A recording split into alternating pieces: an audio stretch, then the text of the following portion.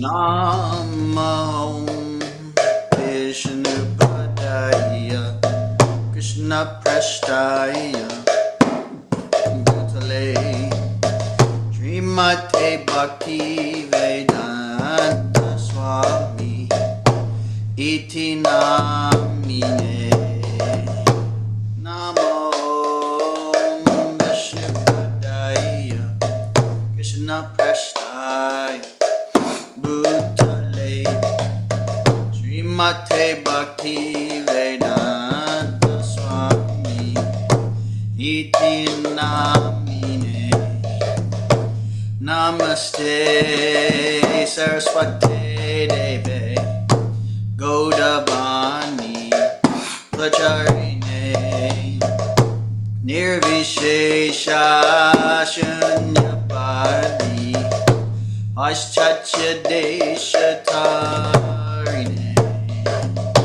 Namaste Saraswate Deve Gaudavani Pracharine Nirvishesha Shunyapadi Paschatya Deshatarine Shri Krishna Chaitanya Prabhu Nityananda Shri Advaita Gadadhar Shri Vasari Gauda Bhakta Vrinda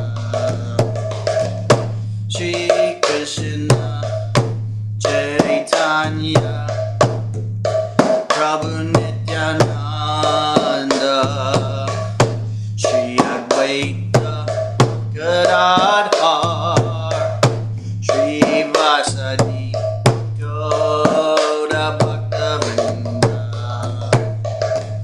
Shri Krishna Chaitanya Prabhu Nityananda Shri Advaita Gadadhar Shri Vasari Gauda Bhakta Vrinda Shri Krishna Chaitanya Prabhu Nityananda Shri Advaita Gadadhar Shri Vasadi Gauda Bhakta Vrinda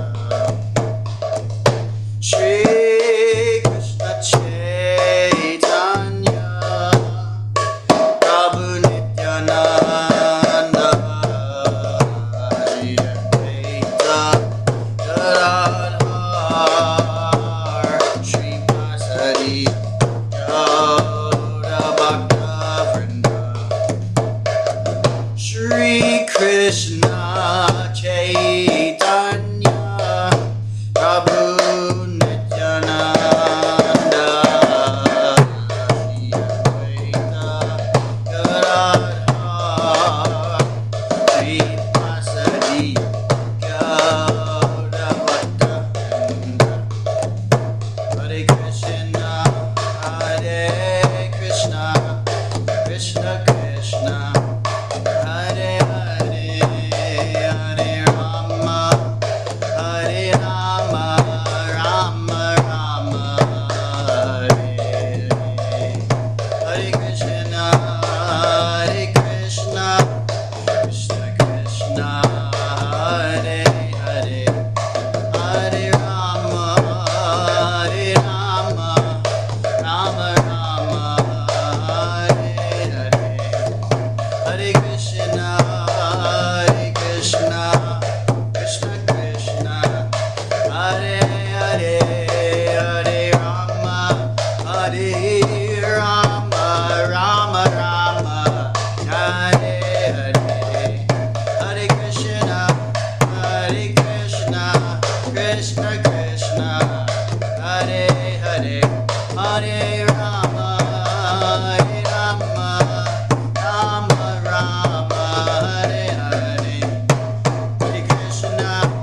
Hare Krishna Krishna Krishna, Hare Hare, Hare Rama, Hare Rama, Rama Rama, Hare Hare.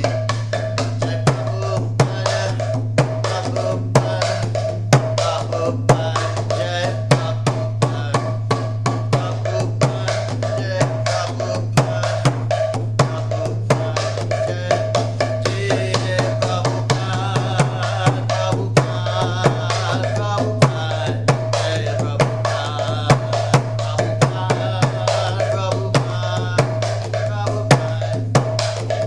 Nitai Gaura Hariko, Hariko, Hariko, Gaura Hariko, Hariko,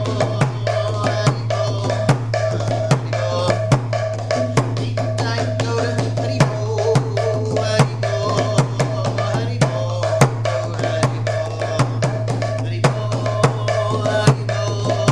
Hariko, Gaura Hariko. Srila Prabhupada ki jai, Jai. Srimad Bhagavatam ki Jai. jai, Pure Premanande.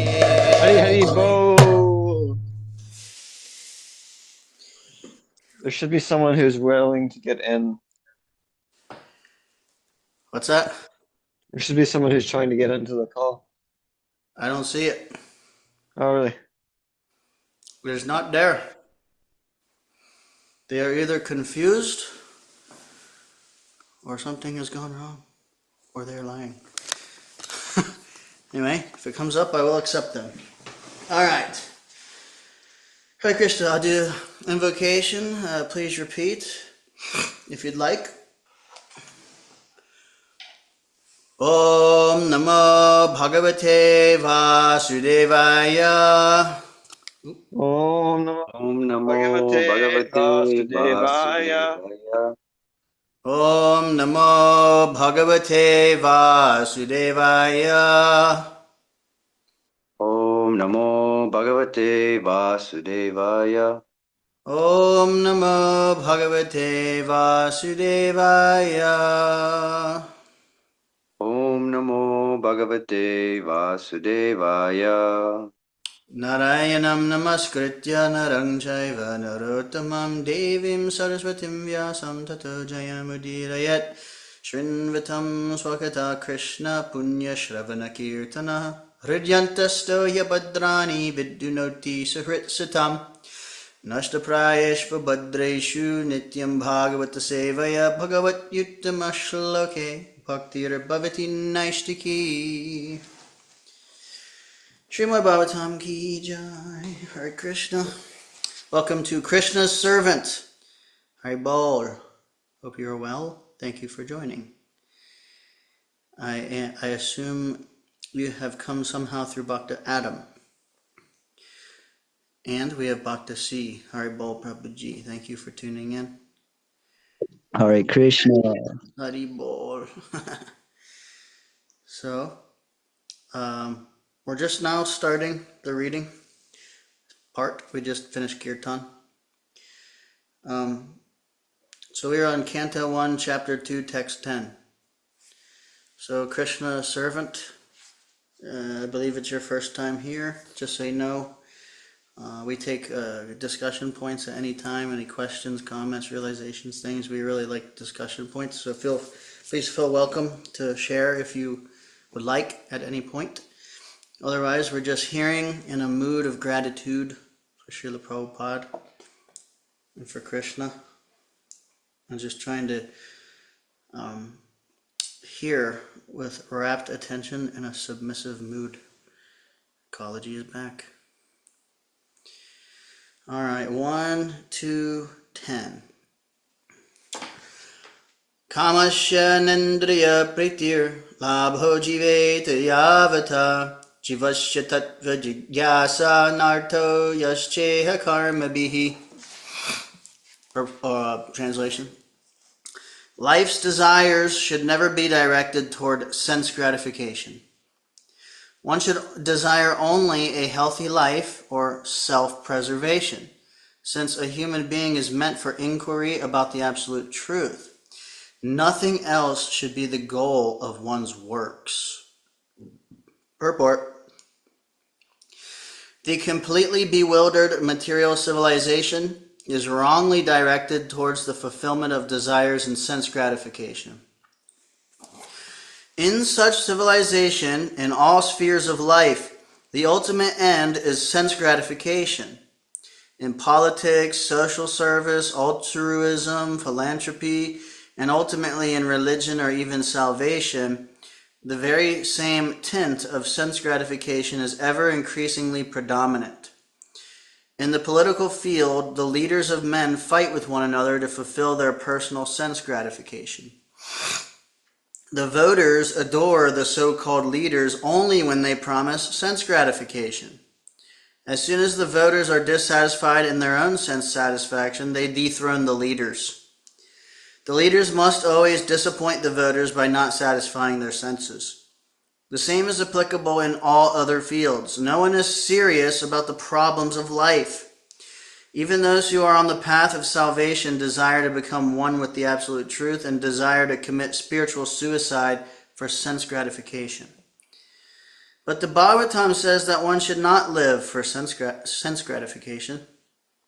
One should satisfy the senses only in so much as required for self-preservation. One should satisfy the senses only in so much as required for self-preservation and not for sense gratification. Because the body is made of senses, which also require a certain amount of satisfaction, there are regulative directions for satisfaction of such senses. But the senses are not meant for unrestricted enjoyment. For example, marriage or the combination of a man with a woman is necessary for progeny, but it is not meant for sense enjoyment. In the absence of voluntary restraint, there is propaganda for family planning. But foolish men do not know that family planning is automatically executed as soon as there is search after the absolute truth. Seekers of the absolute truth are never allured by unnecessary engagements in sense gratification, because the serious students seeking the absolute truth are always overwhelmed with the work of researching the truth. In every sphere of life, therefore, the ultimate end must be seeking after the absolute truth, and that sort of engagement will make one happy, because he will be less engaged in varieties of sense gratification. And what that absolute truth is explained as follows. Vedanti tat tadva vedas tatum jnanamudvayam brahmeti paramatmeti bhagavan iti shabdite. Learned transcendentalists who know the absolute truth call this non-dual substance Brahman, Paramatma, or Bhagavan. Purport. The absolute truth is both subject and object, and there is no qualitative difference there. Therefore, Brahman, Paramatma, and Bhagavan are qualitatively one and the same. The same substance is realized as impersonal Brahman by the students of the Upanishads, as localized Paramatma by the Hiranyagarbhas, or the yogis, and as Bhagavan by the devotees. In other words, Bhagavan, or the personality of Godhead, is the last word of the absolute truth. Paramatma is the partial representation of the personality of Godhead, and impersonal Brahman is the glowing effulgence of the personality of Godhead, as the sun rays are to the sun god. Less intelligent students of either of the above schools sometimes argue in favor of their own respective realization. But those who are perfect seers of the absolute truth know well that the above three features of the one absolute truth are different perspective views, seen from different angles of vision. As it is explained in the first shloka of the first chapter of the Bhagavatam, the supreme truth is self-sufficient, cognizant, and free from the illusion of relativity. In the relative world, the knower is different from the known, but in the absolute truth, both the knower and the known are one and the same thing. In the relative world, the knower is the living spirit or superior energy, whereas the known is inert matter or inferior energy. Therefore, there is a duality of inferior and superior energy, whereas in the absolute realm, both the knower and the known are of the same superior energy. There are three kinds of energies of the supreme energetic. There's no difference between the energy and the energetic, but there is a difference of quality of energies. The absolute realm and the living entities are of the same superior energy, but the material world is inferior energy. The living being in contact with the inferior energy is illusioned, thinking he belongs to the inferior energy. Therefore, there is a sense of relativity in the material world. In the absolute, there is no such sense of difference between the knower and the known, and therefore everything there is absolute. Hare Krishna. Tashradhanamunayo jnanavairagya yuktaya pasyantyatmani chatmanam bhaktya shruta grahitaya. I'll just make a comment real quick. If anybody else has any, please do. I just want to point out, Prabhupada said, less intelligent students of either of the above schools, which he's talking about, the different schools of, well, he says that the students of the Upanishads basically have the realization of the impersonal Brahman. The yogis have the localized Paramatma, and the devotees have the realization of Bhagawan. And then he says, less intelligent students of either of the above schools sometimes argue in favor of their own respective realization. But those who are perfect seers of the absolute truth know well that the above three features of the one absolute truth are different perspective views seen from different angles of vision. So I thought that was kind of important, because sometimes, in my observation and experience, we might be right in our understanding, and maybe we're, as a devotee, speaking to somebody with a different view or a different realization. Maybe we're trying to explain to them how, Bhagawan realization is also including impersonal realization or something to that effect. And sometimes maybe a really sincere person can actually accept to hear that. And oftentimes people are wherever they are in their own realization, and a lot of times people are not really so open to somebody else who has a little bit of a different view, trying to get them to, drop their own understanding and take to theirs, even if they are right. Because sometimes people, they'll have, maybe some pride or attachment to their own understanding, and that to them may be more valuable than actually just getting the right knowledge. Sometimes it is like that. But it's not that we're wrong in trying to explain, but I heard this from Varshana Maharaj once.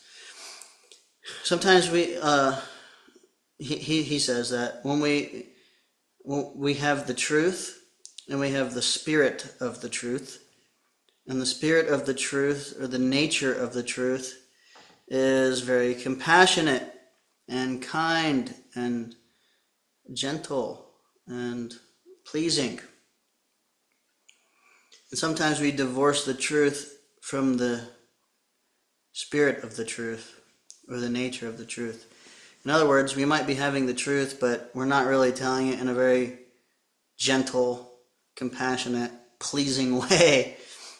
And when we do that, actually the effect can be opposite, where maybe our deeper intention is really trying to help this person, but we get too frustrated with them or whatever, and we try to deliver the truth to them. Or sometimes it's like unapologetic is what they say, or whatever. Sometimes there's a nature of a person who just tells it how it is, and what do they say? These people facts don't care about your feelings or something like that.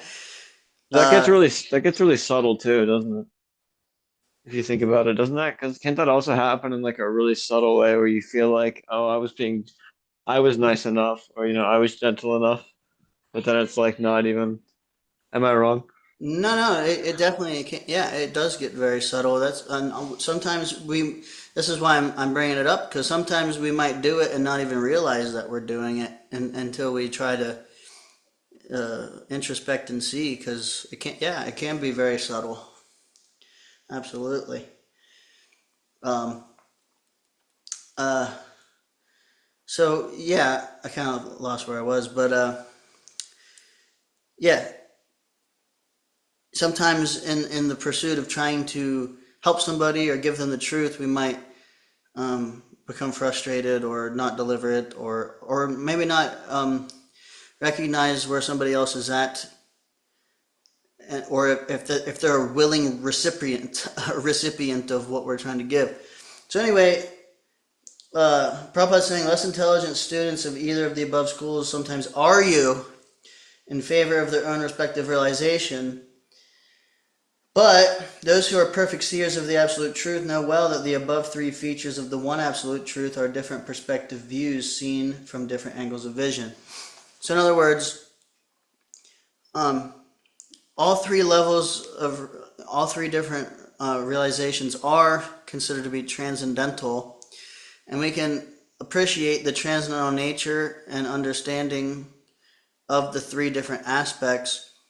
And sometimes, and most of the time, it's preferred to be able to relate and appreciate, even people with different views in a pleasing, like copacetic type of way, as opposed to like just arguing.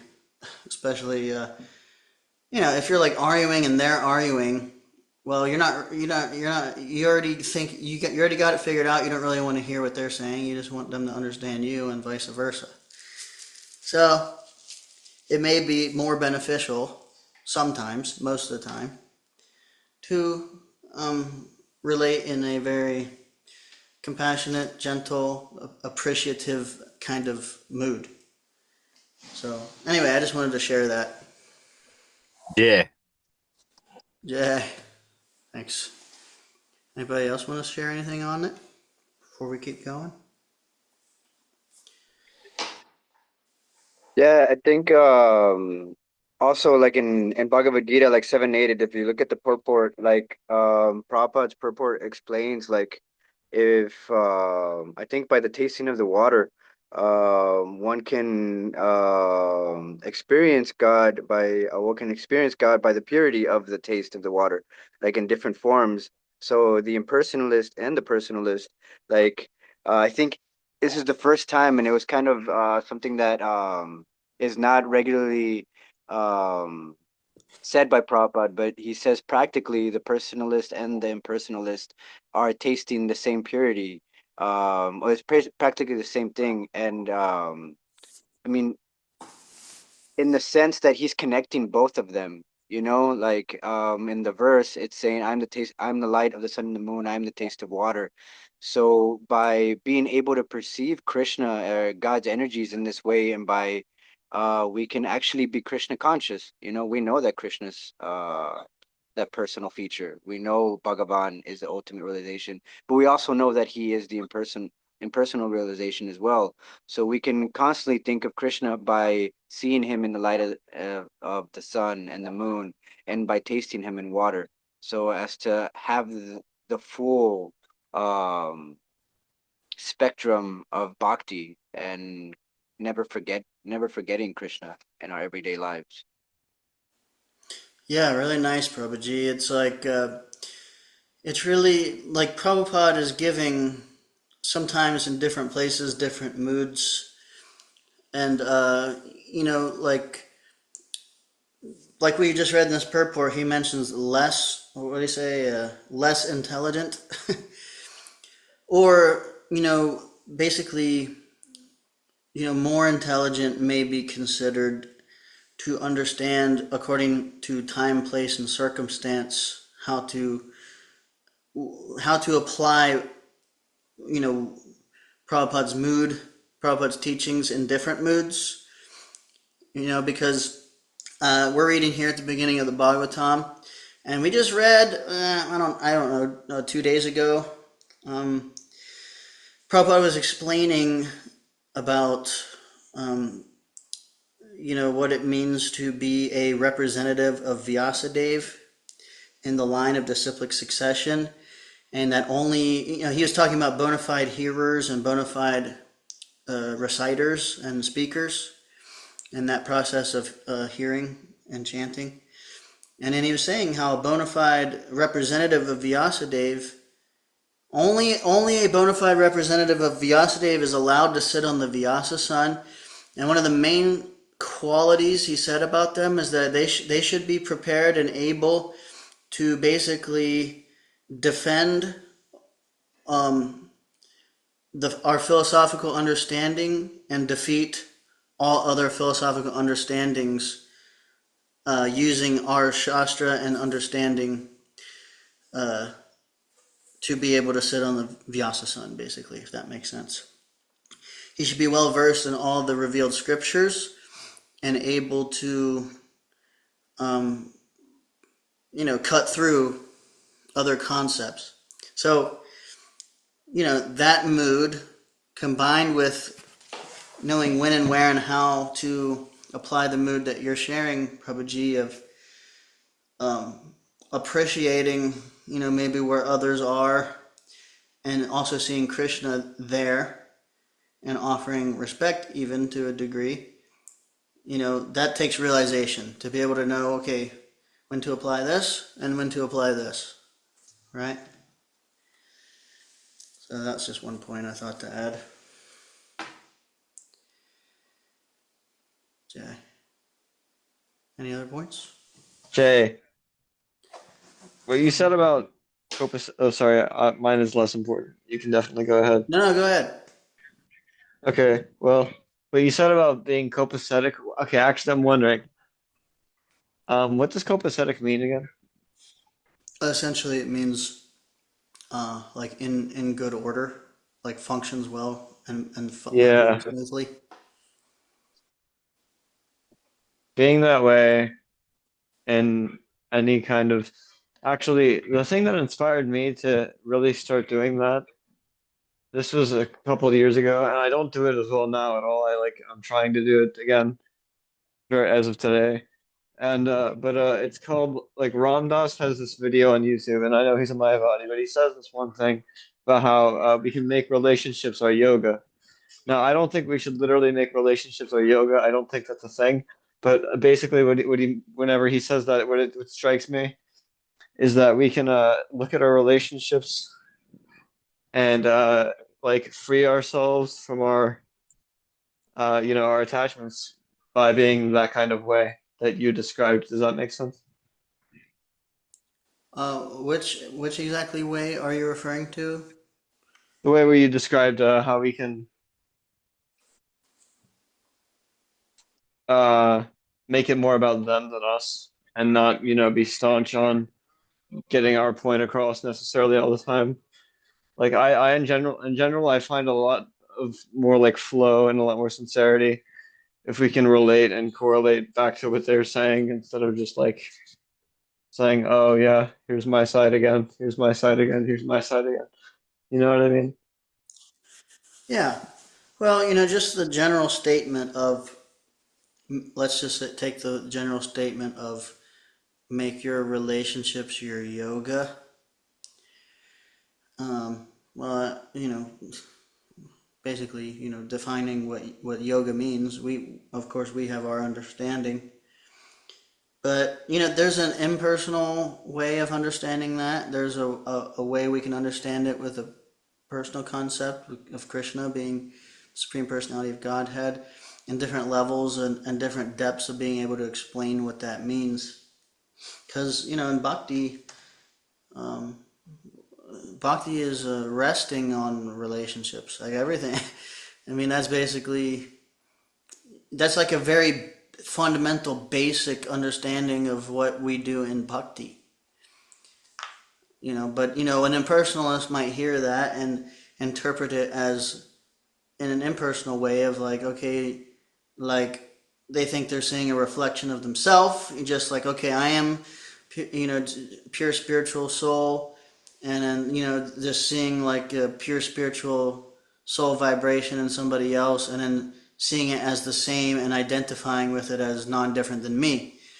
Then they can say, okay, it's just like my relationships are my yoga because basically I see a reflection of myself there, or whatever. Which isn't necessarily wrong or untrue, but it's just a different understanding than understanding, our spiritual individuality. Krishna, the Supreme Personality of Godhead, us as individuals, them as individuals, that person that has all the qualities and desires and, guna rupa, their form, they have spiritual form, spiritual activities that they're doing. They're not thinking about all those things.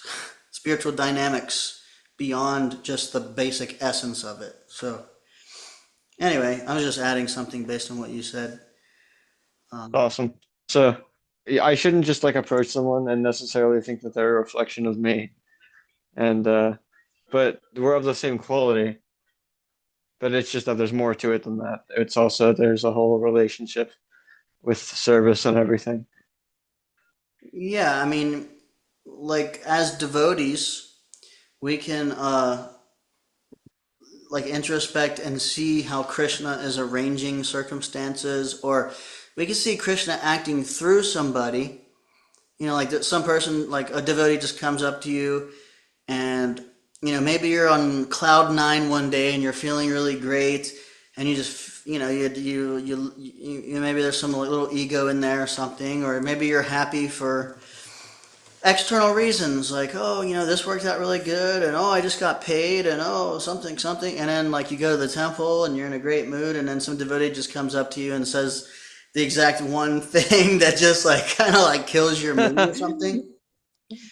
Yeah. uh Maybe we I could see have a it as question. Krishna working through that person to actually like help me realize that I'm actually functioning from a place of material attachment or something like that, right? I'm just giving an example. So, um, we don't think that person is Krishna necessarily. We can see Krishna in them and working through them, but we understand that they're still them. Whereas an impersonalist just said, oh, it's all the same to them. They don't have the spiritual distinction between these kind of spiritual distinction, I guess is the way to put it. Yeah, Prabhuji, please ask your question. Sorry.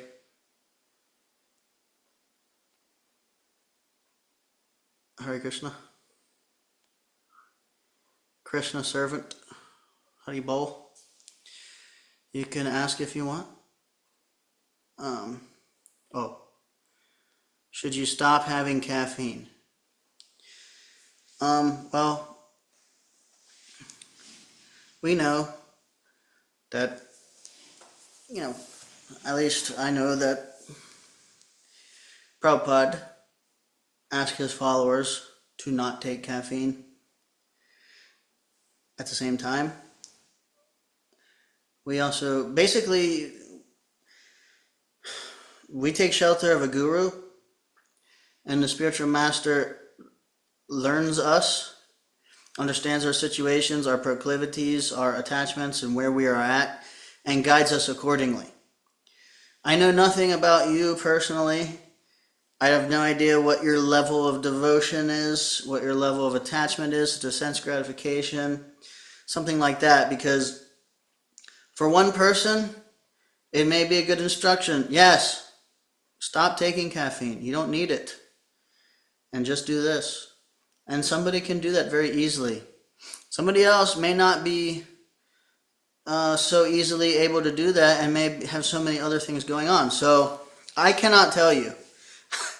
I cannot tell you what you should do on that level without knowing you and understanding what you're capable of and where you're at and what you're doing. So I don't know. I suspect maybe you have some senior that knows you, can guide you. and something like that, because it's also not a mechanical process. It's a personal process also.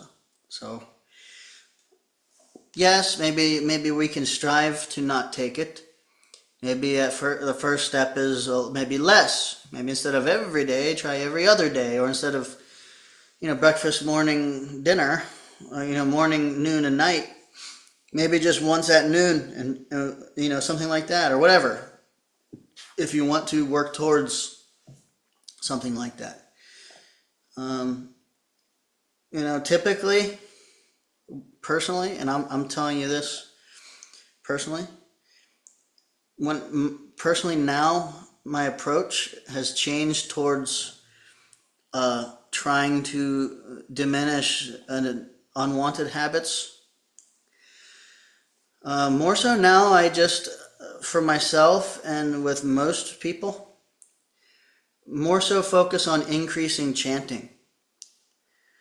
The more we're actually hearing and chanting, the taste automatically will transfer from material sense gratification or addictions and things, and be growing more towards chanting, hearing and chanting. So it's not so much worrying about, I gotta stop doing this, and I need to tighten this up and this, but more so just focus more on increasing chanting, and in such a way that our taste for chanting will increase. And then we'll notice that, I really want to chant, and when I take caffeine, it makes it harder for me to focus, and actually I don't like that. I'd rather chant. And then you'll just naturally do that.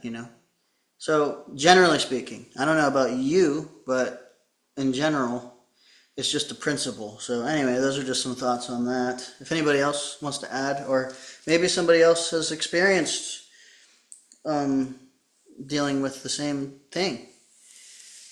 Personally, I never liked caffeine. I never drank it my whole life, and I have had it, but not consistently.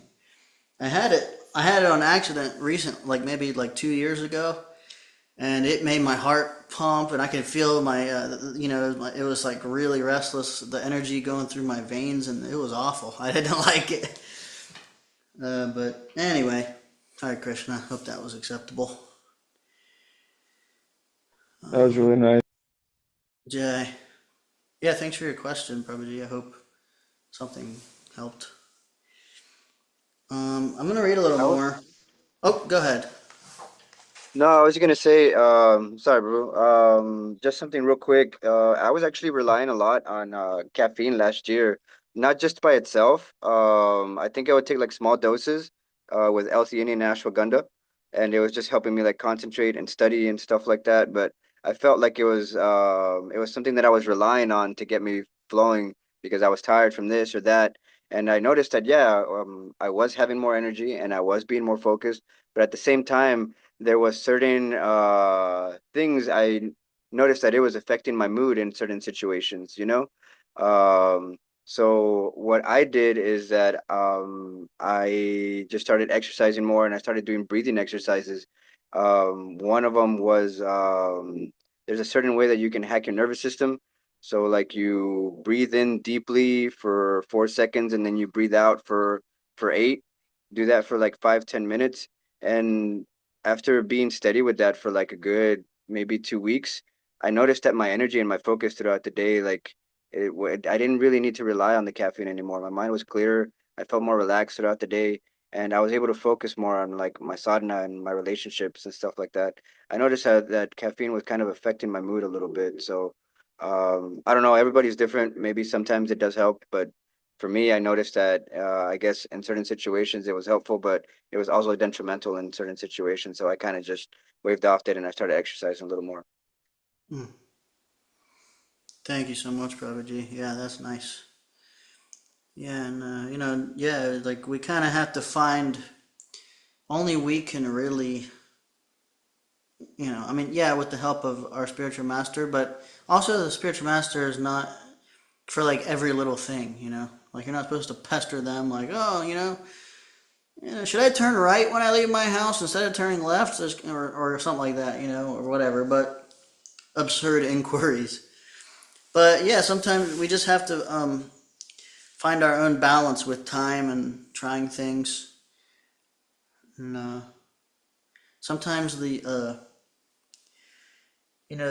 applying the principle may look different for each person. Like the form it takes is not so important in terms of am I doing this or am I doing that or how exactly it's looking right now if we're working under the right principle, if that makes sense. So yeah, thank you, Prabhuji, for sharing. Okay, if it's okay, I might read one more, at least. Okay, text 12. Tashstradhana munayo jnanavairagya yuktaya pasyantyatmani chatmanam bhaktya shrutagrihitaya. The seriously inquisitive student or sage, well equipped with knowledge and detachment, realizes that absolute truth by rendering devotional service in terms of what he has heard from the Vedanta Shruti. Purport. The absolute truth is realized in full by the process of devotional service to the Lord Vasudeva, or the personality of Godhead, who is the full-fledged absolute truth. Brahman is his transcendental bodily effulgence, and Paramatma is his partial representation. As such, Brahman or Paramatma realization of the absolute truth is but a partial realization. There are 4 different types of human beings: the karmis, the jnanis, the yogis, and the devotees. The karmis are materialistic, whereas the other 3 are transcendental. The first class transcendentalists are the devotees who have realized the Supreme Person. The second class transcendentalists are those who have partially realized the plenary portion of the Absolute Person. And the third class transcendentalists are those who have barely realized the spiritual focus of the Absolute Person. As stated in the Bhagavad Gita and other Vedic literatures, the Supreme Person is realized by devotional service, which is backed by full knowledge and detachment from material association. We have already discussed the point that devotional service is followed by knowledge and detachment from material association. As Brahman and Paramatma realization are imperfect realizations of the Absolute Truth, so the means of realizing Brahman and Paramatma, that is, the paths of jnana and yoga, are also imperfect means of realizing the Absolute Truth. Devotional service, which is based on the foreground of full knowledge combined with detachment from material association, and which is fixed by the oral reception of the Vedanta Shruti, is the only perfect method by which the seriously inquisitive student can realize the Absolute Truth. Devotional service is not, therefore, meant for the less intelligent class of transcendentalist. One moment. You Sure. said that was it said that devotional service is fixed by hearing by oral reception of something? Is that what was said? Sorry, okay, No, I devotional was just saying. service. Huh? Yeah. Sorry, no, go ahead. Devotional service, which is based on the foreground of full knowledge combined with detachment from material association, and which is fixed by the oral reception of the Vedanta Shruti, is the only perfect method by which the seriously inquisitive student can realize the Absolute Truth. What verse is this again, so I can screenshot that? It's a 1 to 12, and this is in the exact middle of the purport. Awesome. Thank you so much. Yay. Devotional service is not, therefore, meant for the less intelligent class of transcendentalist. There are 3 classes of devotees, namely first, second, and third class. The third class devotee, or the neophytes, who have no knowledge and are not detached from material association, but who are simply attracted by the preliminary process of worshiping the deity in the temple, are called material devotees. Material devotees are more attached to material benefit than transcendental profit. Therefore, one has to make definite progress from the position of material devotional service to the second class devotional position. In the second class position, the devotee can see four principles in the devotional line, namely the personality of Godhead, his devotees, the ignorant, and the envious. One has to raise himself at least to the stage of a second class devotee and thus become eligible to know the absolute truth. A third class devotee, therefore, has to receive the instructions of devotional service from the authoritative sources of Bhagavat. The number one Bhagavat is the established personality of devotee, and the other Bhagavatam is the message of Godhead. The third class devotee, therefore, has to go to the personality of devotee in order to learn the instructions of devotional service. Such a personality of devotee is not a professional man who earns his livelihood by the business of Bhagavatam. Such a devotee must be a representative of Shukadeva Goswami, like Sutta Goswami, and must preach the cult of devotional service for the all-around benefit of all people. A neophyte devotee has very little taste for hearing from the authorities. Such a neophyte devotee makes a show of hearing from the professional man to satisfy his senses. This sort of hearing and chanting has spoiled the whole thing, so one should be very careful about the faulty process. The holy messages of Godhead, as inculcated in the Bhagavad Gita or in the Srimad Bhagavatam, are undoubtedly transcendental subjects, but even though they are so, such transcendental matters are not to be received from the professional man, who spoils them as the serpent spoils milk simply by the touch of his tongue. A sincere devotee must, therefore, be prepared to hear the Vedic literature like the Upanishads, Vedanta, and other literatures left by the previous authorities or Goswamis for the benefit of his progress. Without hearing such literatures, one cannot make actual progress. And without hearing and following the instructions, the show of devotional service becomes worthless and therefore a sort of disturbance on the path of devotional service. Unless, therefore, devotional service is established on the principles of Shruti, Smriti, Purana, or Pancharatra authorities, the make-show of devotional service should at once be rejected. An unauthorized devotee should never be recognized as a pure devotee. By assimilation of such messages from the Vedic literatures, one can see the all-pervading localized aspect of the personality of Godhead within his own self constantly. This is called samadhi. Srila Prabhupada ki jai. Jay. I'm going to read that sentence again. That was pretty nectar. Well, the whole thing was, but especially this part, I think, for me. An unauthorized devotee should never be recognized as a pure devotee. By assimilation of such messages from the Vedic literatures, one can see the all-pervading localized aspect of the personality of Godhead within his own self constantly. Bhakti Adam, that's like the answer to like every question you've asked for the last 2 months, isn't it? Well, yeah, a lot of them. It seems to be on that About topic. 75% of your question. Yeah. Maybe 50.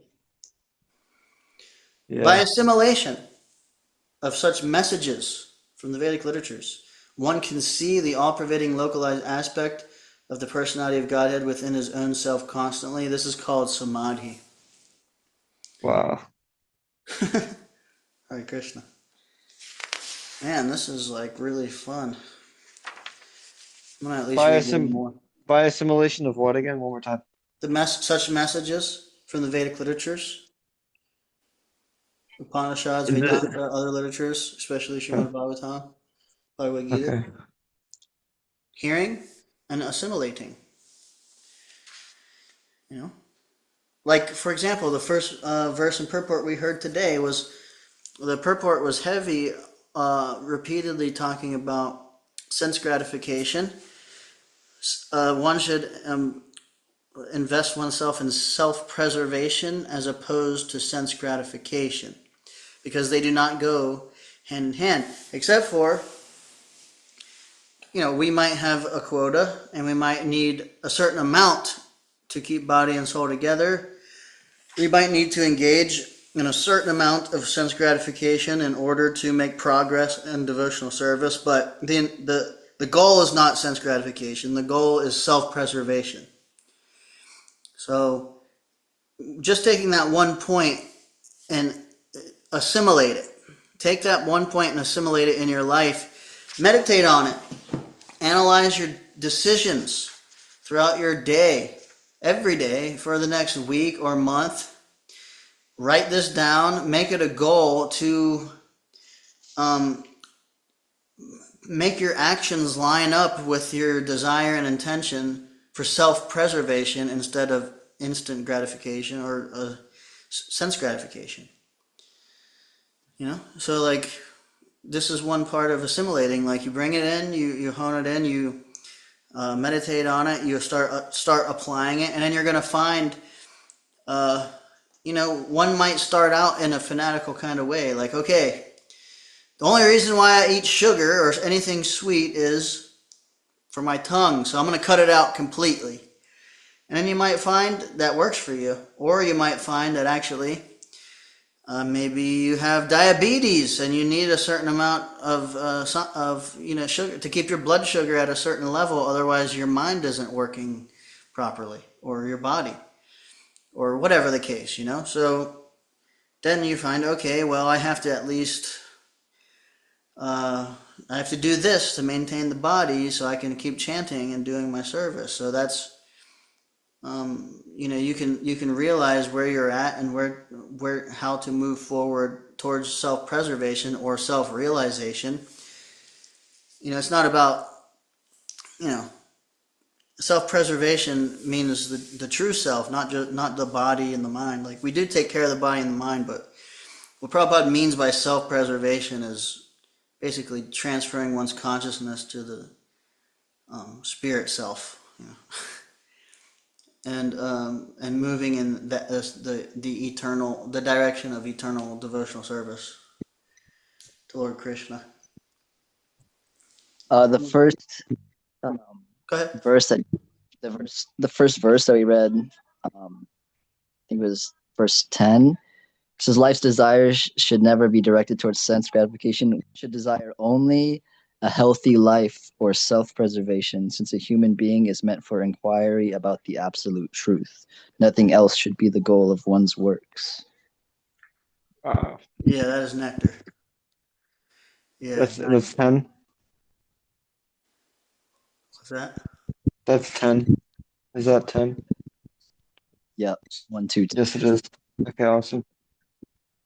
Yeah, that's a nectar quote. Thanks for sharing that, Prabhuji. Yeah, actually, personally, I'm going to share with you, this is very personal. Actually, that exact point and exact sentence that Bhakti shared is exactly what I'm trying to assimilate right now in my life. My plan was after we get off the Zoom, I'm actually going to sit down and I'm going to really think about, I'm always trying to tighten up a little bit in how I'm organizing or how I'm, like living like day to day. And actually this main point is this is also why I'm sharing it, because I'm also trying to assimilate it more for my own self. But yeah, this is the exact, like for example, for me, actually I need to exercise more, the body. I chant a lot, I read a lot, and I'm sedentary, like all day long a lot. I distribute books, but I sit there at the book table. So actually it's causing a little bit of a disservice where actually, it's like that one doctor, I think they told Prabhupada that he prays too much and he needs to go for a morning walk, and the devotees were like, what? Pray too much? And Prabhupada was like, no, he's actually, no. He took the advice of the doctor. Because it was, according to time, place, and circumstance. Our needs may change over time, and it's responding to them in a way that pushes us forward in devotional service. We could get stuck in our ways. And, when you're younger, certain things, your body doesn't need certain care and time invested in maintaining it as when you get a little bit older, and especially when you get more older. And that can be done in devotional service. And sometimes that's part of going deeper in Krishna consciousness, is taking the time and slowing down and taking care of the body in this kind of ways. Let me share Kala Bhairava Prabhuji. is sharing. Basically, in my experience, caffeine increases vascular dynamics and anxiety. It's very commonly used but strongly affects the mind and body. Taking small amounts can help if we are truly utilizing it as the energy it provides, but overall, it's not necessary and to be avoided daily. Caffeine brings out an overall sense of anxiety and depression. It depletes the adrenalines when used regularly. So, you heard it first. So, yeah, I don't know anything about it, but Kala Prabhuji's are recommending not using it daily and in small amounts if one is utilizing it for the energy things that it provides. But he listed there's a lot of actually um, malefic effects from it to your body and mind. Yeah, thanks for sharing that, Prabhuji. Yeah, please feel free at any time to, yeah, Thank you, OD. yeah, Yeah. yeah. So yeah, please feel free to share anything uh, over speak. It's hard for me to actually read the chat. Whenever I open it, it comes up and goes sideways, and I have to read it like sideways. And then I don't know if you Yeah. can still see me properly, but anyway. Well, I didn't know if I actually even sent it to chat. I'm new to this, but no, I wanted to share that. That's good. So, Would you like to say anything else about it? oh, caffeine. Yeah, or anything?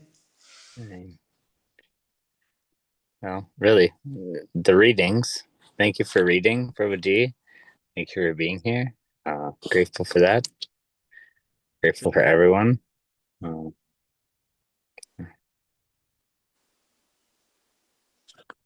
Jai, we're Hari grateful. Hari. Shri Radhe Radhe. Yeah, thanks for being here, Prabhuji. Shri Krishna. Jai. Jai. All right. Well, it is getting late. uh, I do plan. I will be here 5:30 Eastern Standard Time p.m. tomorrow. Um, this is kind of the last call. If anybody wants to share anything, uh, and if everyone's satisfied, then this may be our conclusion for tonight. So, Hare Krishna. I'm very grateful for all of your association. Bhakti C, it's always a pleasure. You're always sharing the most ecstatic, boved out responses and appreciations. It makes me extremely jumping for joy inside of myself. And Jai Sachi Prabhu, so nice to have you also. I always appreciate your association. One of my dearest friends, Bhakti Adam. Always here. Bhakti Adam is the main stalwart. He's here every day, and he asks questions almost every day. It's so nice, Prabhuji. It helps me because I'm doing it every day, and to have you there every day is it really gives a taste. I'm beginning to learn. It gives a taste and expands the understanding. Different questions coming up, so that's wonderful. Ecology, of course. Hare Krishna. Hare Hari. And Krishna servant, thank you so much. Grateful to be here. Very mysterious personality, but we're happy to have you. Hari Bol. Hare Krishna. So, all right, I'm going to end it here then. All glories to Srila Prabhupada. Srila Prabhupada ki jai. Jai.